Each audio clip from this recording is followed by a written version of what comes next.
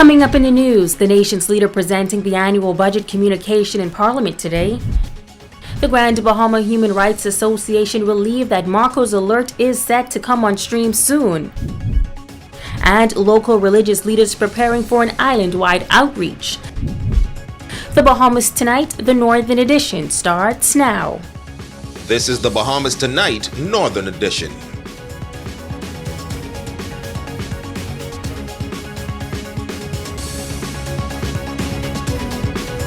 The Bahamas Tonight, the Northern Edition. Good evening, all. I'm Megan Shepard. Thank you so much for tuning in. Topping the news, the nation's Prime Minister and Minister of Finance presenting the 2021-2022 fiscal budget communication in the House of Parliament today. Prime Minister, the Most Honorable Dr. Hubert Minnis, telling the nation that the seeds the government planted previously are now germinating and they're looking to hasten their progress through this year's budget. The new budget includes several concessions as it relates to value-added tax and the extension of critical concessions for Grand Bahama and Abaco, as these islands are still thriving to rebuild. The Most Honorable Dr. Hubert Minnis presenting the 2021-2022 fiscal budget titled Accelerate Bahamas Recovery Plan. The nation's leader says the plan is a comprehensive one designed to accelerate the economic recovery and rebound of the Bahamas that is already underway. Objectives of the plan include strengthening the impact of much-needed COVID-19 related support, accelerating the re-engagement of displaced workers, stimulating domestic, economic, and commercial activity, extracting greater value from the tourism sector, and accelerating the adoption of innovation and e-government technologies and services. In addition to these objectives, the Prime Minister says that the budget also presents additional incentives and concessions to bring some relief to Bahamians. Some of these measures include the following: elimination of VAT on baby and adult diapers, as well as sanitary pads and tampons for women.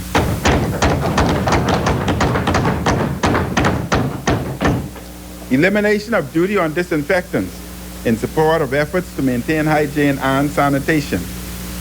Elimination of duty by application for construction and repairs to churches and other buildings used for religious gathering. Elimination of duty on a range of sporting equipment and apparatus to encourage exercise and fitness. Elimination of duty on a number of IT-related hardware and cabling to support private sector digitization efforts. Prime Minister Minnis adds that there will also be reductions in duty on a number of building supplies from 20% to 25% respectively to encourage construction activity.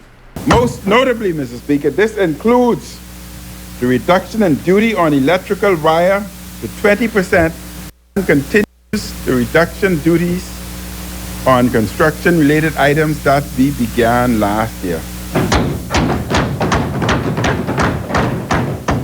To encourage the growth and development of this promising niche sector, microbreweries have been defined in the law and will benefit from a reduction in the excise tax rate from $5 per gallon to $2 per gallon.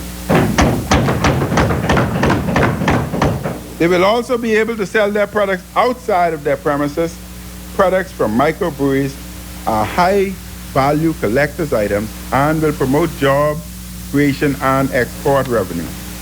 The nation's leader also noting that the reconstruction efforts in Abaco and Grand Bahama are continuing steadily post-Hurricane Dorian, and that progress has been limited by labor shortages and even supply shortages, as typical supply chain operations have been disrupted because of the pandemic. To this end, concessions have been extended for these northern islands. To continue to support the reconstruction efforts in Abaco and Grand Bahama, we are extending the current relief order, known as the SERZ SERZ order, to the end of December 2021. Thank you. This order provides tax relief for full suite of construction-related supplies and activities, and it will go a long way in supporting the full restoration of the impacted communities. The Prime Minister also had more good news for both islands. I am also pleased to advise that for the communities of Abaco and Grand Bahama, we are, for a period of 2 years, eliminating the VAT on conveyance for properties under $250,000 for Bahamians to encourage persons to invest in buying properties and homes in these islands. Foreign buyers under the same threshold will get a discounted VAT rate. Again, Mr. Speaker, under the Accelerated Bahamas Plan, we want to incentivize persons to move with urgency with the investment plan. Not only will this spur commercial activity, it will make these transactions more affordable by ordinary Bahamians. Megan Shepard, ZNS Network News. The budget debate will begin on June 2nd. Officials from the Ministry of National Security to sign a contract for the public warning system, Marco's Alert, in the nation's capital on Thursday. Tonight, the Grand Bahama Human Rights Association is applauding the new safety alert system set to come on stream, saying it is long overdue. Rumiko Knowles reports. Following the murder of 11-year-old Marco Archer in 2011, a law was enacted allowing authorities to send notifications alerting the public to missing children. It was called Marco Alert. Officials from the Ministry of National Security are preparing to sign 2 separate contracts for the implementation of the public warning system and the Royal Bahamas Defense Force audiovisual integration system. Human rights activist Joe Darville says, as it relates to the protection of children, the systems are long overdue. When it comes to the Marco law and now the alert, Marco Alert, these are things that have been in the making for a very long time, for the last, previous to when the legislation was passed in, I think it was 2019, and now finally the alert. And we have been pressing the governments, both governments, the previous one, the present one, to make sure that these particular matters are instituted and put in force so that we could follow the dictates of the United Nations. Darville adds that for far too long, systems for child protection were neglected in the country. According to the latest Royal Bahamas Police Force statistics, there were 100 missing person reports filed in 2020, 89 of which required no further action from officers, and 11 still under investigation. The activist believes that in order for the Marco's Alert to be successful, additional measures should be taken. We need to have the sexual offenders list published in order for parents to know whether or not someone who was charged and probably went to jail for sexual molestation of children and have been released, and that individual is now living in the community. And so all of these things only make sense when you deal with them comprehensively and cohesively. And so that is why I am very happy that the government is moving expeditiously ahead with this whole matter of the law and now the alert. In light of the economical challenges that many are faced with, he says child protection systems are needed more now than ever, as sexual exploitation of children is becoming prevalent in the country. It's now already becoming kind of institutionalized in this very country. And that's another thing we have to be very careful of, because these are very challenging times with COVID, with Dorian, with hurricanes, etc. There are many parents and children who have been as a result of these trying times, they have been subjected to really, really stringent measures with respect to how they're going to eat, how are they going to clothe themselves, and so on. And so when you look at children comprehensively, all of these need to be taken into place. And as a former teacher, he notes that he's well aware of the circumstances that children are faced with in the home. And you can bet that in all of the situations where children have gone missing and even murdered, sexually molested and murdered, that would have been the attraction, something that was being given to them that they would not have normally been able to obtain from the home. In addition, he says there are many rules and regulations that govern the proper raising of children, and he contends that those involved in child care should be aware of them all. That is a must. So many teachers know nothing at all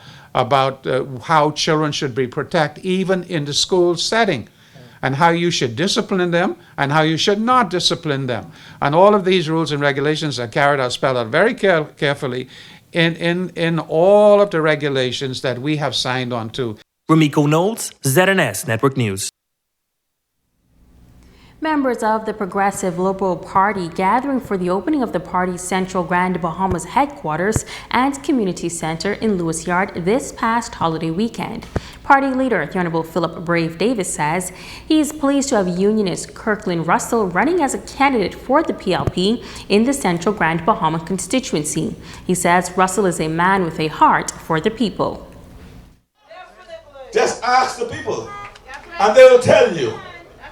Ask the members of St. Vincent de Paul Catholic Church, where he has been the drummer boy for over 40 years, and where they recognize him as Father of the Year in 2017.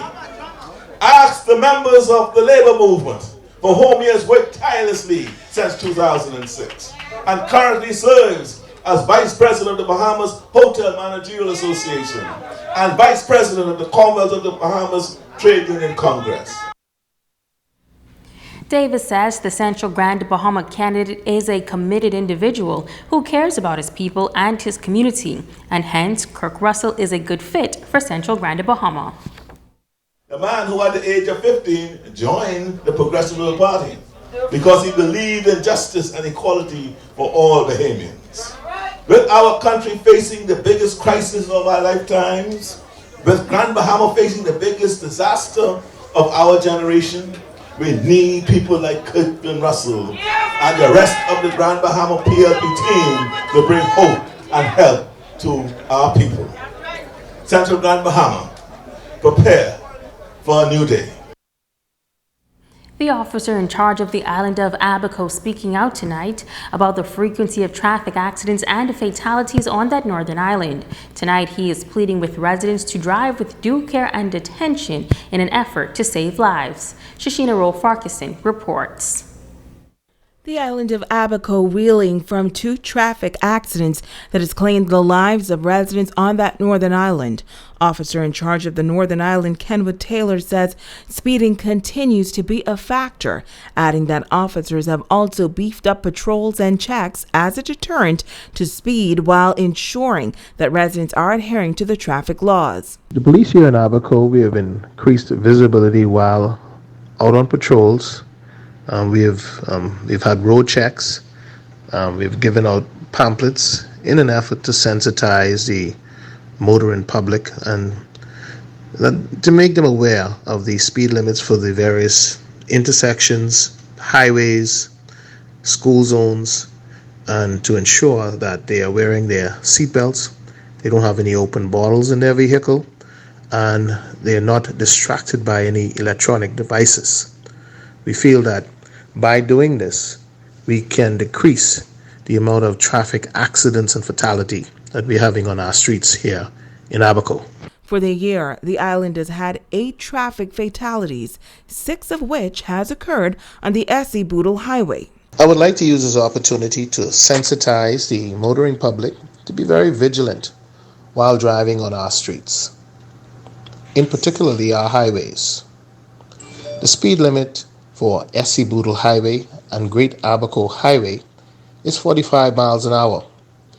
Please drive within the required speed limit, ensuring that you, the driver, and all of your passengers are wearing their seatbelts. And he's also sharing these tips for precautionary measures. Please refrain from driving at night with your lights on high beam. This can distract oncoming vehicles and cause a possible collision. Don't drink and drive. It's against the law. It's also against the law to have open alcoholic beverages in your vehicle. Shashina Rowe-Farquharson, ZNS Network News. Also from Abaco, wanted suspect 21-year-old Nathan Saunders of Cooperstown, Abaco, is now in police custody. Saunders was wanted by police for questioning in regards to a spree of housebreaking and stealing cases. He turned himself into police in Abaco around 8:15 this morning. A bulletin for Saunders' arrest was issued by police early this morning. Stay with us. There's still more news to come right after this break.